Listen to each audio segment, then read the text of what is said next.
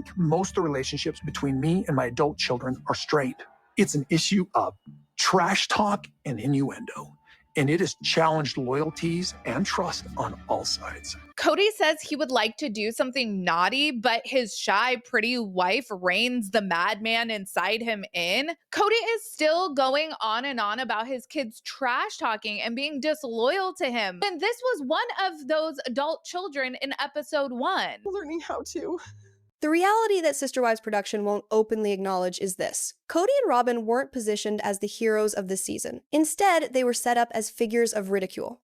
It appears the couple who were meant to be the season's central figures, Kody and Robyn Brown, have finally gotten what they desired, the main spotlight. However, the attention they're receiving is as harsh as the bright fluorescent lights found in hospital corridors.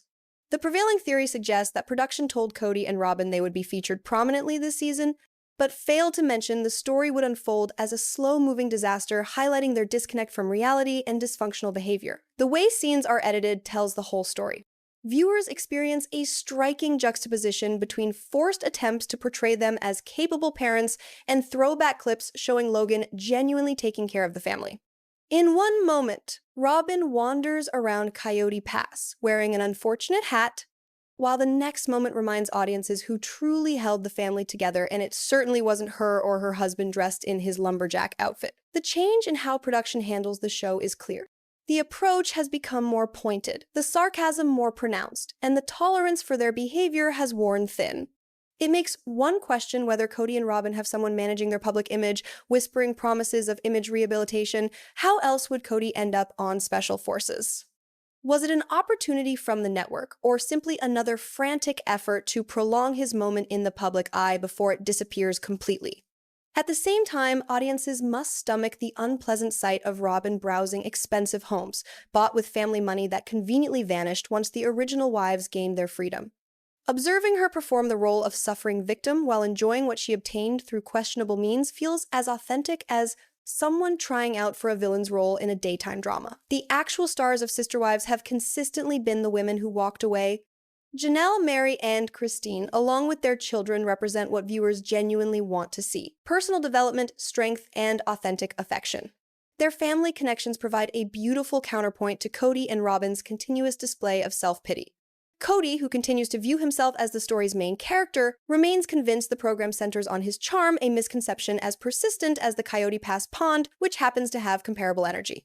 His on-screen time now mostly features extended speeches and empty explanations, while the genuinely compelling narratives belong to the wives and their adult children, creating fresh starts. As the show struggles toward what seems like its unavoidable ending, viewers can only wish for one final chapter: Kody and Robyn Brown receiving their deserved consequences. Hopefully, the series finale will honor the remarkable growth of the original wives, leaving the wannabe king and his tearful queen to confront their realm of financial problems and rejection of reality. Audiences have already started expressing their preferences through their viewing choices, fast-forwarding through all Kody and Robyn content to watch practically anything else. But why should they be concerned?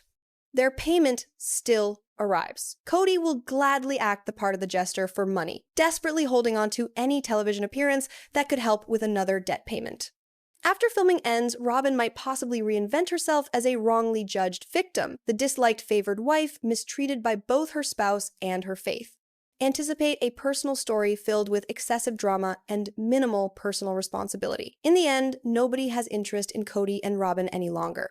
Their narrative has become as worn out as the previous season's emotional games. The show's genuine core exists in the retrospective moments. The instances when Logan, rather than Kody, demonstrated what true family guidance resembles. This is because while Kody occupied himself with acting like a father for viewers, Logan actually fulfilled that role daily. And that, quite ironically, represents the lasting impression Kody can never escape through editing. She didn't experience failure in polygamy. She achieved success in gaining exclusive access to Kody. The second episode of Season 11 of Sister Wives functions as a lesson in looking back that's remarkably perceptive to the point of seeming predictive. During that memorable sofa scene, Kody and Robyn sit side by side, crying, offering apologies to each other. Then Robyn states one of the most disturbingly perceptive statements ever spoken on the program. The success of a plural family depends on the wives' relationships. If we can't make it work, Nothing works. When originally spoken, it appeared thoughtful, possibly even admirable. Looking back now, it served as an understated admission of future events. Robyn grasped with remarkable understanding that the delicate balance of plural marriage depended not on the husband's guidance but on the women's capability to exist together peacefully. However, as those connections fell apart, her bond with Kody grew stronger. That couch moment now appears to be the precise instance when she understood she had no need for the other wives whatsoever. She could reshape what success meant according to her personal standards, one in which the multiple wife aspect of the marriage silently disappeared. Her understanding was never in question. The issue was her application of it. Instead of reinforcing the group, she turned her knowledge into a weapon to safeguard her connection with Kody, regardless of the cost to others. Robyn's actions from the start indicated this result was bound to happen. She never genuinely became part of the pre-existing family structure. During the courting period itself, she pulled Kody away from his other spouses, occasionally during remarkably insensitive moments, such as when Christine was approaching childbirth, and Robyn insisted on Kody being present for an additional farewell kiss. Later, she would pretend not to know his location, stating she also didn't know where Kody was, despite him staying at her residence nightly. Showing regard for the other wives or their offspring was never among her capabilities. Quite ironically, the exact belief system Robyn previously advocated about sisterhood forming the basis of plural marriage was destroyed by her personal failure to practice it. The viability of a polygamous family also demands self-sufficiency. Each wife needs to handle her individual domain without requiring continuous male oversight. Robyn, though, never felt at ease without Kody's continuous focus. Her neediness established her as simultaneously his preferred choice and his burden. Naturally, responsibility doesn't lie entirely with her. Kody's leadership approach flourished on creating separation. A husband genuinely dedicated to polygamy would strive to guarantee fairness among spouses and offspring equally, encouraging teamwork instead of mistrust. However, Kody, consistently suspicious, wanted his wives kept apart from each other. Reduced collaboration translated to reduced danger of revolt. The system's collapse under his guidance comes as no shock. The Brown family's belief that polygamy functions solely when all wives maintain harmony was never sacred wisdom. It represented dominance disguised as togetherness. It positioned the responsibility for achievement entirely on the women, while absolving Kody of responsibility. Regarding Robyn, her intentions continue to be a lasting mystery. If she genuinely wanted plural marriage at any point, undermining it to become Kody's sole focus doesn't make logical sense. No favorite position exists when you're the sole remaining option. However, if she never desired polygamy from the beginning, then the marriage always served as a transaction, a pathway to standing, wealth, and a meticulously crafted public persona. Regardless, that sofa scene represents the pivotal moment. Through a single statement and one emotional admission, Robyn Brown exposed everything necessary to understand not regarding the achievement of plural marriage, but concerning the subtle technique of destroying it. Kody Brown doesn't lack communication ability. He excels at controlling others. The absence of communication represents the plan. At this stage, observing the Browns attempting to manage grown-up issues seems less like witnessing a family business conversation and more like experiencing entrapment in a poorly executed middle school group assignment. The Coyote Pass disaster, featuring Kody's refusal to contact Mary and his requirement that messages pass through Janelle, perfectly demonstrates their shared failure to function as responsible adults. The situation involves 5 individuals in middle age who cannot organize a simple email correspondence, not an emotionally charged confrontation, not a family counseling meeting, simply an email discussion regarding property information. Clearly, that represents an overly advanced idea. Kody's resistance to straightforward communication isn't a lack of ability. It's a calculated approach. When narrative control eludes him, he manages the confusion instead. The individual has consistently prospered through disorder.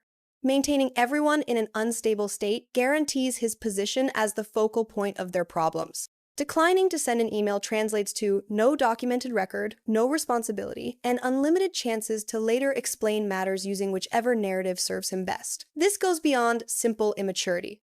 It's controlling behavior masked as detachment. Even with an email discussion existing, Kody would probably only communicate with Janelle, compelling her to pass along information to Mary like an unwilling intermediary in a conflict he initiated. Ultimately, reduced direct interaction between the former wives makes it simpler for him to distort statements and redirect fault. This situation doesn't concern practical matters. It concerns influence. Coyote Pass was meant to be his moment of triumph, not a jointly held property requiring fair distribution. The instant Mary had the courage to request an evaluation, one could virtually observe him experiencing a mental breakdown, desperately searching for methods to discourage her. His accusation of her scheming represented pure psychological projection. Kody simply detests when others attempt to examine the details of his deceptive practices. And naturally, the traditional con artist manual exists. Avoid documentation at all costs. Without written records, events can be denied. Preventing documentation enables him to manipulate perceptions, contradict himself, and recreate past events as circumstances require. It additionally maintains his preferred method, creating conflict between wives, functioning effectively. Establishing distrust becomes challenging when everyone participates in the identical email discussion sharing information. What amplifies the absurdity is the inconsistent emotional connection throughout. Kody can weep on Mary's shoulder, making commitments to escort her at her future wedding, yet cannot manage to text regarding property sales. The emotional performances flow freely. The practical exchanges are completely absent. Additionally, there exists the legal contradiction. Both Janelle and Mary have hired legal representation, yet inexplicably, they continue negotiating directly with Kody. Anyone possessing basic knowledge of property transactions or common reasoning understands this should proceed through legal counsel. However, obviously, transparency and established procedures represent Kody Brown's greatest adversaries. The more complex the conversations become, the more he can preserve his false sense of authority. Some people contend it's unjust to describe the original wives as underdeveloped when they face a skilled manipulator, and they're correct. These women have attempted using email and straightforward communication. Previous season demonstrated they received silence or obstruction as responses. Robyn refuses to participate whatsoever, particularly not in collective environments following the well-known gift exchange text controversy. And Kody, he'll never use reply all. The individual prospers in disorder and spoken confusion, presenting a different narrative to each individual until nobody understands what's accurate. Everything fits into the identical, exhausting sequence. Kody and Robyn extend every choice until everyone else becomes too weary to resist. That doesn't represent inadequate communication. It's intentional exhaustion. They refer to him as the Kody roller coaster for valid reasons. He pulls everyone through continuous emotional circles before finally arriving at the most straightforward response he could have provided months prior. However, that wouldn't prove nearly as amusing for him, minimally. They constructed their ideal residence upon their family's destruction and remain puzzled why emptiness prevails. Throughout their frantic effort to prevail in the family dissolution, Kody and Robyn Brown have succeeded in obtaining exactly what they merit: an empty domain constructed on controlling behavior, self-deception, and an astounding absence of personal awareness. Kody, constantly taking pride in his perceived intelligence, arrogantly depleted the family finances to purchase property, a clearly visible strategy to guarantee the original three wives received nothing. Robyn, during this time, began her personal spending spree, purchasing freely throughout the pandemic as though shopping therapy could purchase her a character. In combination, they delayed, bewildered, and complicated the Coyote Pass circumstances into such confusion that they presumably expected Janelle and Mary would simply give up. Temporarily, this approach nearly succeeded. Kody used his documented name on all paperwork to secure approval for the new residence, thinking he had outsmarted everyone. However, what did their efforts truly achieve? Material possessions. Costly, flashy, cheerless material possessions. Their large house, an excessively adorned monument to poor judgment and fantasy, contains terrible jewelry, clashing artwork, and an overwhelming atmosphere of unhappiness. They possess objects, yet lack emotional bonds. They have physical barriers, yet no coziness. Even devastating events such as losing Garrison in a heartbreaking way failed to shock them into personal examination. Their domain stands upon separation, and this becomes evident. During this time, the women they abandoned have discovered what Kody and Robyn could never find: tranquility, meaning, and authentic contentment. Christine reconstructed her existence completely from nothing, discovering affection, joy, and a companion who encourages her explorations instead of restricting them. She exists without constraints, encircled by her offspring and grandchildren, projecting the happiness that previously remained missing from all Brown family moments. Janelle, similarly, flourishes. North Carolina has transformed into her refuge. She exists among family, constructing her ideal residence without negotiation or authority. She explores, demonstrates ease in smiling, and recovers encircled by affection instead of self-importance. The difference couldn't be more pronounced. As Robyn submerges in theatrical sorrow, Janelle radiates with understated strength. Mary, previously the most reluctant to escape, ultimately recognized through the confusion of manipulation that the pandemic exposed so unmistakably. She departed, though without an elaborate strategy, and located firm foundation in companionship and honest realities. Although her connections with the offspring might remain restricted, she currently exists among individuals who recognize her value beyond her offerings to Kody's delicate self-image. And there exists the sad humor of Kody and Robyn's present situation. They sustain themselves through mutual complaints, persuading themselves they represent victims of betrayal instead of designers of their personal collapse. They spread gossip, they justify, and they label it morality. Unhappiness ultimately seeks companionship, and they possess that abundantly. They can purchase a larger residence, yet they cannot buy reliability. They can collect belongings, yet not emotional attachment. Every effort to display contentment appears as manufactured as the furnishings surrounding them. Robyn continues being an image of self-centeredness and fakeness. Kody, an inflated parody of manhood who confuses authority with guidance. Therefore, when Kody expresses sorrow about his isolation in that enormous, oversized house, the contradiction becomes self-evident. He merits the loneliness. Ultimately, he dedicated years, guaranteeing that anyone with the capacity to care for him would eventually possess no justification to remain. Their monetary judgment will arrive, as it invariably does for individuals who confuse belongings with satisfaction. However, the genuine cost has already been settled in affection, forfeited, regard wasted, and a reputation that's transformed into a warning narrative. The former leader of the Browns and his self-selected perfect match possess everything they plotted to obtain and nothing valuable to demonstrate for it. There existed a time when Kody Brown demonstrated concern. Then Vegas occurred, and that individual never returned. A previous iteration of Kody Brown existed who seemed to demonstrate deep, even gentle concern toward his offspring. Reviewing the initial seasons of Sister Wives provides the disturbing juxtaposition between that individual and the bitter parody who currently expresses anger throughout interview segments. Season 8 documents the final moment of that previous identity. When Kody and the family traveled to see Maddie at university, the moment appeared like a wholesome family memory. Joy, affection, the uncomfortable enthusiasm of a daughter achieving independence. Observing Maddie's mostly bare refrigerator, Kody rushed to the recreational vehicle to collect food bags for her. It represented a minor action, yet significant. The behavior of a father who observed, demonstrated concern appeared. Between that instance and his present public outbursts on nationwide television, that individual vanished. Maddie's current emotional pain makes complete logical sense. She previously possessed a father who demonstrated effort. Currently, she has a public opponent who analyzes his offspring's devotions for viewers. Within Las Vegas somewhere, Kody's character transformed into bitterness. The transformation aligned perfectly with his removal from the church, a critical juncture that appears to have removed both organization and restraint from him.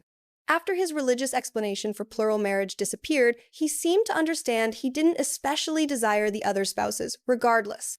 COVID simply supplied the justification to withdraw into the protective environment of single-partner marriage he desired throughout.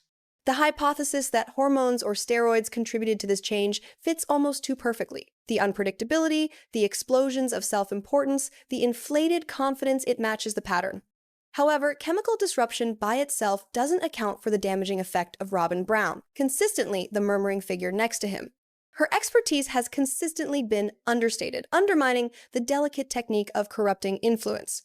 Maddie's self-reliance and rejection of submitting to Robyn's control established her as a simple target. Robyn's barely concealed envy of Kody's fondness for Maddie resurfaces in subsequent seasons when she portrayed Aspen's direct discussion with her father as aggressive. It represents a recognizable sequence. When Robyn experiences being overlooked, she reconstructs the story to discipline the rival. Then there exists Kody's recent pastime of publicly degrading his family. His broadcast criticisms against his offspring and previous spouses represent the variety of injuries that never fully recover. Regardless if reconciliation eventually happens, his public disdain has eliminated the appearance of personal dedication. Even more damaging, his elder offspring currently observe him executing Parent of the Year performances for Robyn's offspring. evidence that the gentleness he previously provided them wasn't eliminated, simply redirected. Concerning that previously moving bag of recreational vehicle food, one could contend it demonstrated more performance than genuine parental care. Kody could have straightforwardly taken Maddie to a shop and purchased her genuine food. However, generosity requiring documentation has never represented his capability. Even during his alleged demonstrations of concern, an element of self-praise existed. In the end, what damaged the connection between Kody and Maddie wasn't physical distance or situation. It represented the requirement for devotion above honesty. He anticipated her selecting him above her mother, confirming his fantasies, accompanying him to Flagstaff in representative compliance. When she declined, he reinterpreted her self-reliance as disloyalty. Kody claims he desires regard, yet what he genuinely desires is obedience. The singular aspect that's multiple regarding him currently is the quantity of connections he's damaged. They stated Robyn's adoption concerned family togetherness, but imagine if it actually represented a heavenly authority seizure masked as parenthood. The Brown family's heavenly aspirations have consistently possessed a slight indication of bureaucratic complications, and Robyn's insistence for Kody to adopt her offspring only intensified it. Superficially, it resembled a gentle demonstration of togetherness. Actually, it represented an exceptional combination of religious belief, self-importance, and legal maneuvering. Certain analysts indicate the Latter-day Saint idea of heavenly families as the genuine reason. Inside that conviction structure, officially connecting a family in the temple guarantees they stay connected in the afterlife, a variety of sacred family agreement with perpetual extension advantages. For an individual like Robyn, already attached to a separate individual through her initial marriage, that created a universal practical issue. She desired her offspring connected to the individual she presently focused upon. Consequently, the necessity for adoption legal documentation to correspond with the divine structure. Even Mary's emotional collapse regarding not desiring to separate Robyn's offspring from her throughout time and forever abruptly becomes more comprehensible. What appeared like excessive reaction could have been authentic cosmic terror, a heavenly guardianship conflict of unlimited length. However, the religious explanation begins to become unstable under examination. The AUB, Apostolic United Brethren, similar to the primary LDS Church it's separated from, values patriarchal control so firmly it's challenging to envision a woman independently breaking her offspring's connection from one father and reconnecting them to another without church involvement. And that precedes addressing the universal coordination. If all virtuous men receive personal planets in the afterlife, how precisely do families share existence? Does everyone travel between planets to participate in eternal family meals? The heavenly property arrangement fails under its personal religious complexity. Then appears the less sacred, more earthly clarification. Robyn's legal reasons. Her sequence of moving her offspring from Wyoming to southern Utah, then northern Utah, and ultimately Nevada aligned perfectly with reducing her former husband's contact. Shared custody, certainly, yet each state boundary shifted the standards farther. Regardless if he was obligated for child financial support, which she indicated, access and monetary obligation represent distinct issues. Had he selected to contest, the legal system could have regarded her continuous moves negatively. However, he didn't. Whether from discretion or weariness, he released it and she prevailed. When the adoption happened, it received nationwide television coverage, a polished, arranged instance that presumably provided her offspring with minimal choice.